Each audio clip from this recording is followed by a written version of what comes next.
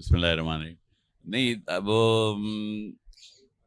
ہمارے ہاں جب ہم تعلیم دیتے ہیں نا تو ہم ایکچولی مسلمن کی کانسیپٹ دیتے ہی نہیں ہیں کہ تم نے اپنی ول کو اللہ کی ول کے سامنے سبمٹ کرنا ہے. یہ ہم نے کیا ہی نہیں کبھی. یعنی عام مبلغ جو ہے وہ کبھی بھی اللہ کی مرضی کے سامنے جھکنے کو کی بیسک پرائمری کانسیپٹ دیتا ہی نہیں ہے. اس کو ایڈریس کرنے کی ضرورت ہے. I think you have very rightly put it nicely. جی اس کی وجہ یہ ہے، آپ نے بالکل صحیح کہا، اس کی وجہ یہ ہے کہ ہر مبلغ اصل میں یہاں سے کھڑا ہوتا ہے کہ میں پیغمبر کا سب سے درست جانشین ہوں، جو میں نے سمجھ لیا وہ حق ہے، اب میری بات سمجھو، جو میں کہہ رہا ہوں وہ اسلام ہے. تو یہ مسئلہ ہے جہاں سے پرابلم شروع ہوتی ہے، اور پھر وہ اپنے فرقے میں لاتا ہے، اپنے نظریے میں لاتا ہے، اپنی فکر میں لاتا ہے، اپنے امام اپنے عالم تک لے کے جاتا ہے.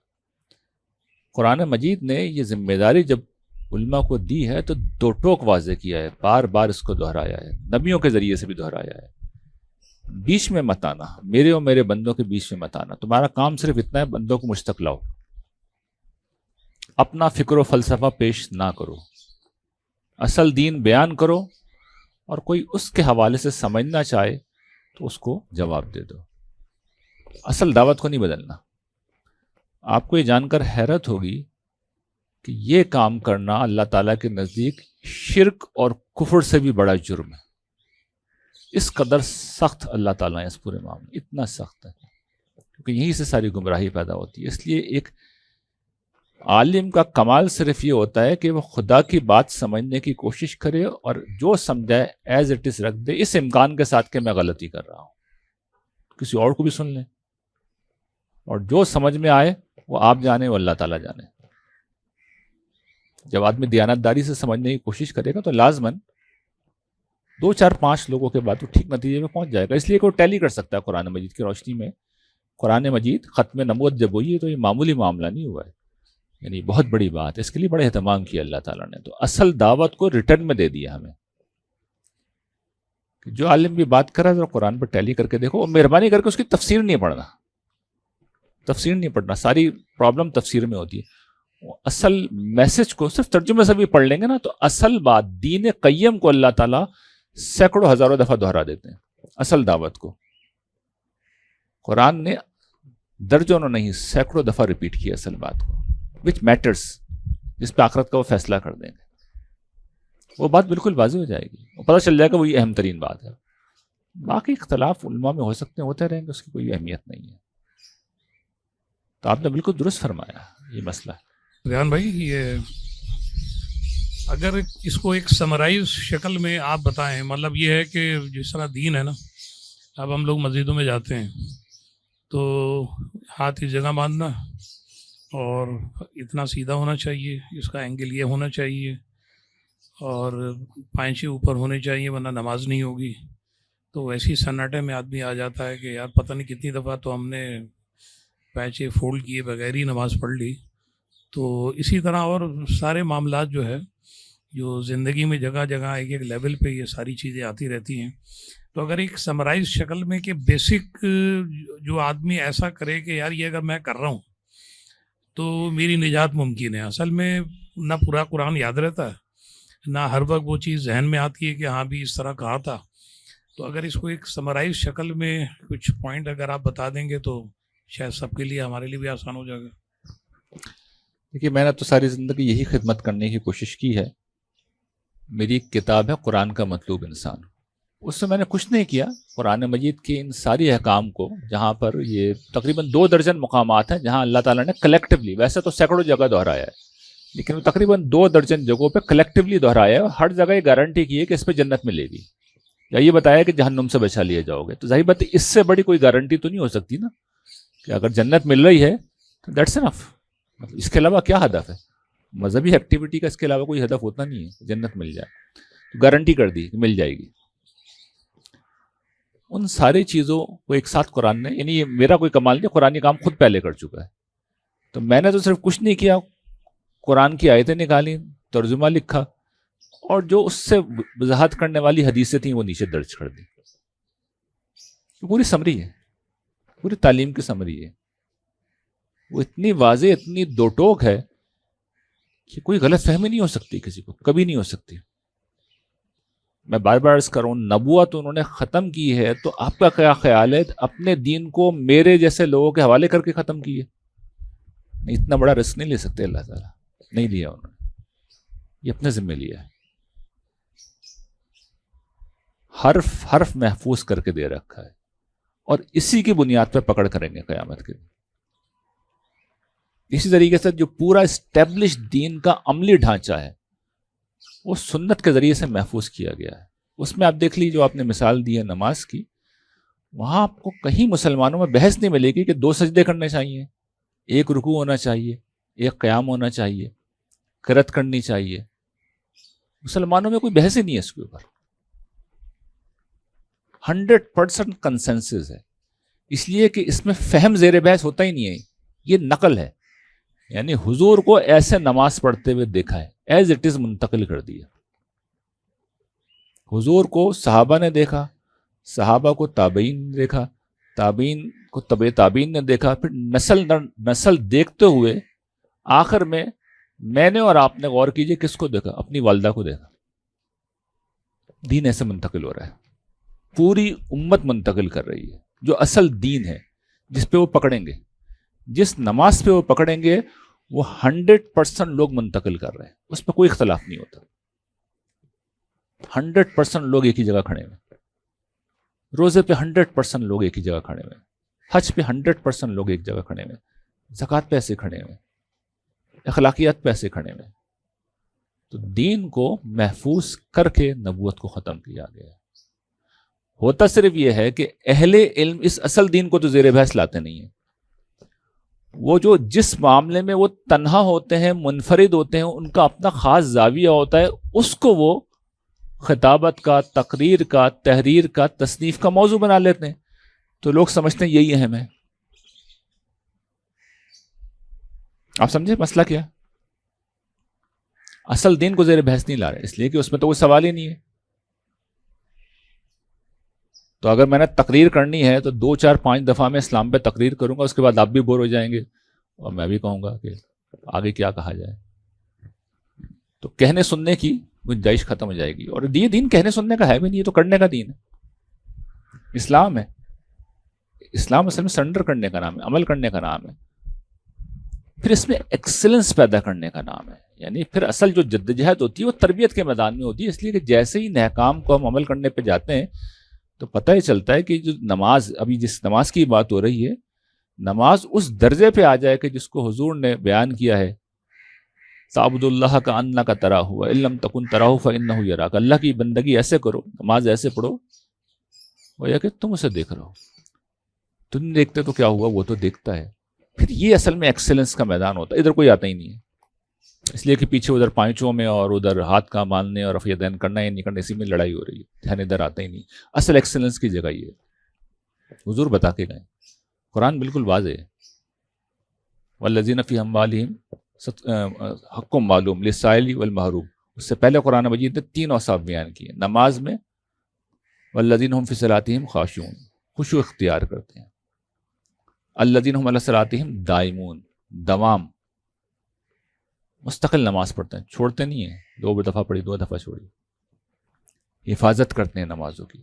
جیسے نماز کا حکم دیا گیا ایز اٹ از پڑھتے ہیں, اس وقت پہ پڑھتے ہیں, پیٹرن بھی وہی رکھتے ہیں, طریقہ بھی وہی رکھتے ہیں. جس طرح ایک وہ ہماری تصور ہے کہ صلاۃ معکوس, کنویں میں الٹا لٹک کے نماز پڑھی جائے, اس طرح کی کسی حماقت میں مبتلا نہیں ہوتے ہیں. تو قرآن نے بھی واضح کیا, حضور نے بھی واضح کیا. یہ ہے پھر ایکسلنس کا میدان. پیغمبر اس ترتیب سے چلتے ہیں. چنانچہ آپ دیکھیں وہ ساری بحثیں جو آپ نے بیان کی, آپ کو صحابہ کرام کی نظر نہیں آئی کہ ہم ان سے بہتر ہیں؟ ان سے بہتر نہیں ہیں. السلام علیکم. وعلیکم السلام. میرا نام محمد انور ساجد ہے اور میں مسجد کا امام بھی ہوں.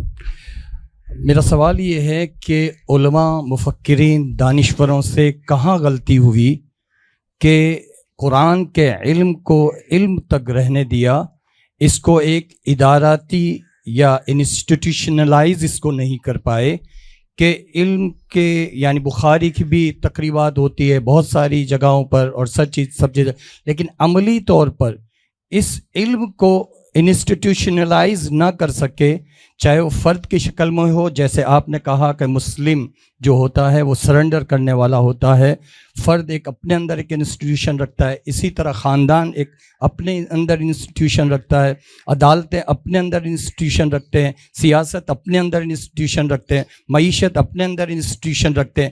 یہ تمام انسٹیٹیوشن کو قرآن مجید ایڈریس کرتا ہے، لیکن کیا وجہ ہوئی کہ ہمارے مفکرین، دانشوران اور علماء اس سے غافل رہے؟ بڑا اہم سوال ہے جی آپ کا، بڑا میرے نزدیک یہ بنیادی مسئلہ ہے. کیونکہ دیکھیے قرآن مجید ہی ہے نا اصل میں جو میزان ہے، فرقان ہے. یعنی میزان کا مطلب ہوتا ہے کہ وہ ترازو جو وزن کرے، فرقان کسوٹی ہے، یہ مہمن ہے، یہ نگراں ہے ہر چیز کے اوپر، ہر مذہبی چیز کے اوپر یہ حاکم ہے، یہ فیصلہ کر دیتا ہے. اگر کوئی چیز سیر ہے تو یہ بتا دے گا سیر ہے، کوئی چیز تولا ماشا ہے تو یہ بتا دے گا تولا ماشا ہے، کوئی حق ہے یہ بتا دے گا یہ حق ہے، کوئی باطل ہے یہ بتا دے گا باطل ہے. تو اس کو وہ حیثیت ملنی چاہیے تھی کہ ہر جگہ یہی زیر بحث آتا، یہی مرکز و محور رہتا، اس کو سب سے زیادہ اہم سمجھا جاتا. لیکن جو میں سمجھا ہوں اس کی وجہ یہ کہ دیکھیے جو علماء ہوتے ہیں نا، علماء یا ایون مفکرین، دانشور، سب انٹلیکچوئلز ہوتے ہیں. یعنی میں کوئی کسی یہ نہیں کہہ رہا کہ ان کی نیت غلط ہوتی ہے، یہ سب اصل میں انٹلیکچوئل ہوتے ہیں، ذہین ہوتے ہیں، بہت غیر معمولی لوگ ہوتے ہیں. ذہین آدمی کا یہ پرابلم ہے کہ وہ کوئی غیر معمولی بات چاہتا ہے. جس وقت وہ قرآن کو پڑھتا ہے تو وہ کہتا ہے یہ تو بس سیدھی سیدھی باتیں، ابھی بیان کیا نا میں نے کہ دین قیم ہے، سیدھی باتیں اس میں. یعنی میں ابھی مثال دی کہ اللہ ایک ہے، تو آپ لوگ میری شکل غور سے دیکھیں گے، یار یہ کون سی ایسی باتیں میں بتا رہا ہے جو ہمیں نہیں پتا. عدل کرو، احسان کرو، تو اس میں کوئی انٹلیکچوئل ڈسکوری ہے کہیں پہ؟ کوئی نہیں ہے. تو ایک ذہین آدمی کو اس میں کوئی انٹرسٹ محسوس نہیں ہوتا، اس لیے کہ کسی کی گرہ یہاں پھنسی ہوئی نہیں ہے، سب مانتے ہیں ایک اللہ ہے. عدل کرے نہ کرے لیکن عدل کرنا چاہیے تو سب مانتے ہیں. تو ایک انٹلیکچوئل کیا کرے؟ وہ کہتا ہے میں اس میں کیا دلچسپی لوں، اس پہ تو کوئی میری نہ واہ واہ ہونی ہے، نہ اپریسیشن ہونی ہے، نہ میرا کوئی الگ سے ایک مقام و مرتبہ ہوگا. تو انٹلیکچوئل آدمی ہمیشہ یہ چاہتا ہے کہ بھئی میں تو کوئی ایسی بات کروں جس سے علم کی دنیا میں دھماکہ ہو جائے، لوگ کہیں کہ یہ کوئی زبردست بات کی. تو قرآن مجید انفارچونیٹلی اپنی بنیادی تعلیم کے لحاظ سے کوئی ایسی بات کہتا ہی نہیں ہے. ڈیپتھ بہت ہے، میں یہ نہیں کہہ رہا ڈیپتھ نہیں ہے قرآن مجید میں، اتنی غیر معمولی ڈیپتھ ہے کہ جب آپ اتریں گے تو پھر آپ نکل نہیں سکیں گے وہاں سے. لیکن بیسک ٹیچنگز کے اندر آپ کو کوئی چیز غیر معمولی نہیں ملے گی. وہی باتیں ہیں جو اللہ تعالیٰ دہراتے رہتے ہیں. اللہ ایک ہے، اس کی بندگی کرو، اس کی عبادت کرو، نماز اسی کے لیے پڑھو، روزہ رکھو، یہ سادہ باتیں ہیں. تو ایک عالم کو اس میں کوئی خاص اپیل محسوس نہیں ہوتی.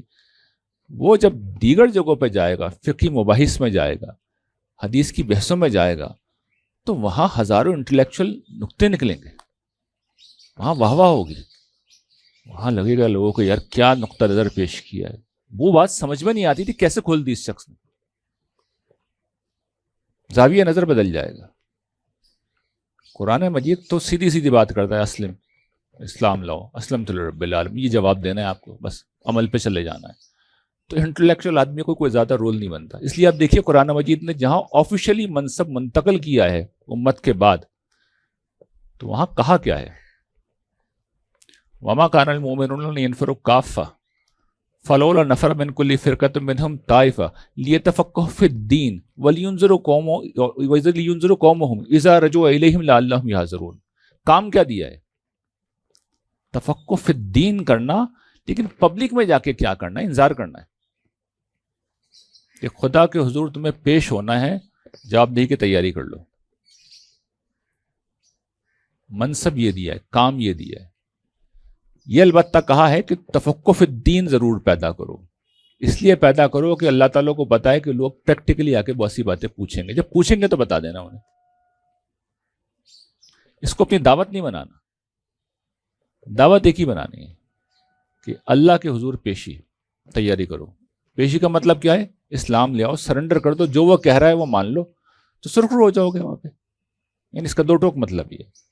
لیکن لوگ سوالات کریں گے، ان کے مسائل ہوں گے، جب کریں گے تم چونکہ تفقہ فی الدین کے پروسیس سے گزر چکے ہو تو تم جواب دے دو گے. جو پوچھے، جتنا پوچھے اسے بتا دینا. اس پیٹرن کو اگر فالو کیا جائے، قرآن مجید کے پیٹرن کو، تو پھر میں سمجھتا ہوں وہ جو اب آپ کا سوال ہے، علماء اگر قرآن مجید کے اس پیٹرن کو فالو کریں تو مسئلہ سالو ہو جائے گا. السلام علیکم. وعلیکم السلام. میرا نام سید محمود علی ہے، اور میرا سوال یہ ہے کہ جنت میں جانا آسان ہے یا دوزخ میں؟ اور دوسرا سوال یہ ہے کہ قرآن شریف لوگ حفظ کر لیتے ہیں، بچوں کو کرا دیتے ہیں، تو مادری زبان میں اس کو سمجھنا زیادہ بہتر ہے یا حفظ کرنا زیادہ بہتر ہے؟ میں دوسرے سوال کا جواب پہلے دے دیتا ہوں. اس میں جی میرا نقطہ نظر تو یہی ہے کہ حفظ کرنا بہت بڑی سعادت ہے، اسی پہ جانا چاہیے. لیکن یہ بچوں کو نہیں بھیجنا چاہیے، تو بائی چوائس لوگوں کو جانا چاہیے جو شعور کی عمر کو پہنچ جائے. ہمارے اسلاف میں ہمیشہ یہی پیٹرن ہے، بچوں کو حفظ نہیں کراتے تھے، بڑی عمر کے لوگ حفظ کرتے تھے. اور اس زمانے میں، ہمارے اسلاف کے زمانے میں، یہ تصور بھی نہیں تھا کہ لوگ قرآن مجید کو بغیر سمجھے حفظ کر لیں. یہ شروع سے پیٹرن رہا ہے ہمارے یہاں. صحابہ کرام نے بہت حفاظ تھے، تابعین میں بہت حفاظ تھے، تبع تابعین میں بہت حفاظ تھے. یہ تو پہلے دن سے چلے آ رہے ہیں نا. یعنی حفظ کا زمانہ، حضور سب سے پہلے حضور کو یاد تھا قرآن. تو وہاں دیکھیے دونوں چیز آپ کو مل جائیں گی. وہاں پر سمجھ بھی مل جائے گی پیچھے ہوگی، اور شعور بھی مل جائے گا، کیونکہ بہت بھاری ذمہ داری اور بڑے اعزاز کی بات ہے.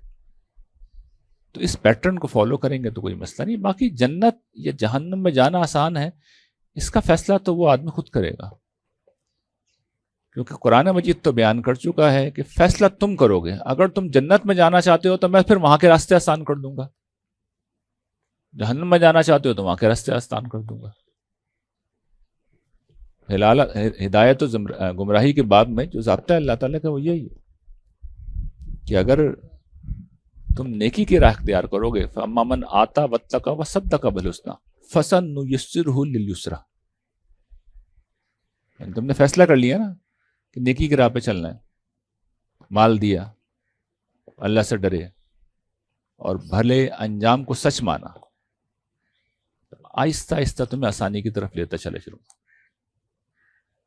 وَأَمَّا مَنْ بَخِلَ وَاسْتَغْنَىٰ وَكَذَّبَ بِالْحُسْنَىٰ فَسَنُيَسِّرُهُ لِلْيُسْرَىٰ. اس نے بخل کیا، جھٹلایا، بے خوفی اختیار کی، اسے مشکلات کی طرف لے چلیں گے. تو اس کا فیصلہ ہم خود کریں گے. جو راستہ ہم اختیار کریں گے اللہ تعالیٰ ادھر ہی موڑتے چلے جائیں گے. یہ ان کی سنت. سر میرا نام سعید ہے، اور میں بھی جو ٹاپک چل رہا ہے اسی سے ریلیٹڈ ایک سوال پوچھنا چاہتا ہوں. بہت سارے علماء کرام، غالباً یہاں سب لوگوں نے سنی ہوگی یہ بات، کہ وہ منع کرتے ہیں، کہتے ہیں کہ آپ ترجمے کے ساتھ قرآن پاک جو ہے وہ اکیلے نہ پڑھیں، کسی کی رہنمائی میں پڑھیں. یعنی جو علم والا ہے اس کے ساتھ بیٹھ کر جو ہے وہ اس کو آپ ترجمے کے ساتھ پڑھیں، ورنہ آپ کے گمراہ ہونے کے چانسز ہیں. جبکہ میری کوئی 40 سالہ زندگی ہے، اس میں نے جتنا قرآن پاک ترجمے کے ساتھ پڑھا ہے تو مجھے تو کوئی ایسی بات نہیں لگی کہ جو گمراہی کی طرف لے جائے. سمپل وہی آپ والی بات ہے کہ بڑی سمپل باتیں لکھی ہوتی ہیں.